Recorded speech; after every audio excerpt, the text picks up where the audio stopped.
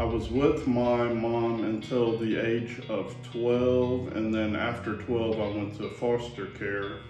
Was in a group home for 4 years, mainly the 4 years throughout high school. So my grandma kind of has a similar story to mine. She struggled a lot, in her life, single parent, she raised 4 kids by herself. She dealt with some alcohol abuse earlier, and then by the age of 30, she kind of found herself and found Christ and influenced, my religion, my personal beliefs, and we kind of have the same story, the true underdog story, and, having to go through a little bit of crisis, but also being able to prevail on the other side of that. So I had a fellow, he owned the group home I was in, and he actually showed me how to do everything that I'm doing today, kind of taught me these skills and taught me a trade and taught me through hard work and get a lot accomplished. He also taught me not to use everything that had happened to me previous, but kind of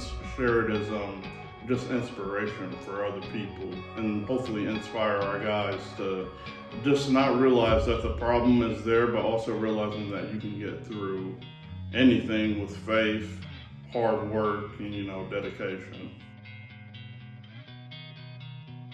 My time at MVP has been awesome. When I first started working here, it was me, Ben, Gentel, and Luis, and I think we're close to 10 guys, and me and Gentel worked at Visionscapes for about 4 years together.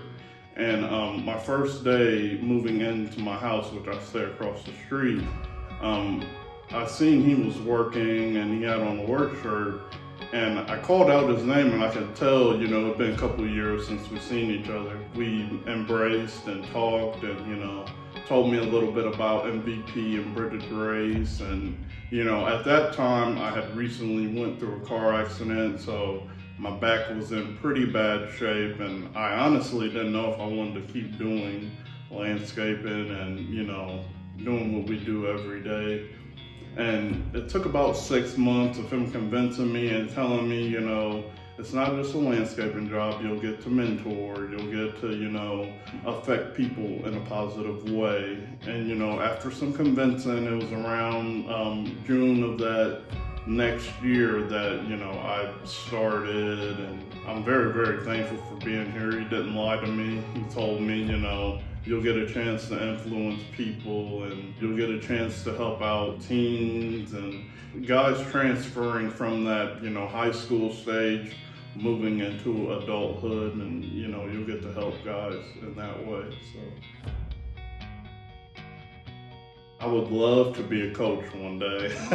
That's kind of my, that's probably at the top of my goal list. A business owner is probably number 2. Besides those two, just being a great person and being the best dad that I can be to my daughter and being the best husband I can be to my wife. So those aren't goals that, I just scoff at. I wake up every day and try to be, a better version of myself. So those are a few goals that, daily I try to work on.